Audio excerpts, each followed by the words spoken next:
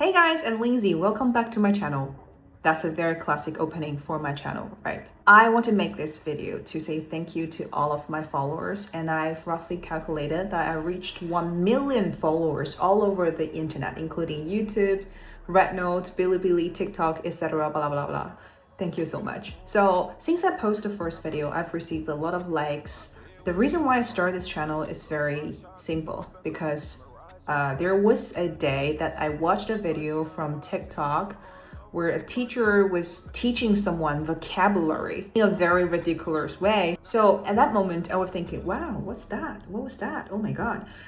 I want to make some really good English learning videos to share my experiences. I still want to say that it's possible for anybody at any age to improve their spoken English. And that's why I started this channel. But that's not the reason why I want to make this video. I actually want to share with you some of my struggles during my content creating journey. Like you can see me from the videos that I'm so professional, so elegant to the camera, talking about my English experience or something like that. It even changed how I act in front of the camera and the way that I speak English. I've already set a template for myself to follow. For example, at the beginning of the video, I will say, "Hi, I'm Lindsay, welcome back to my channel." Or, "So, think about it." Something like this, right? That's a very normal English tutorial opening.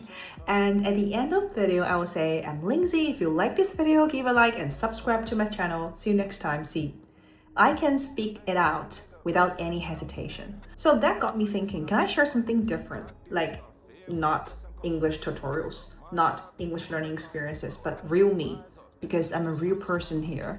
I eat, I read, I study, I work, I laugh when I'm happy, I cry when I'm sad. But I'm afraid of showing that part of me in front of camera. So I asked Cloud, I said, okay, right now I want to do something different on my channel. I want to share non-English contents on the channel.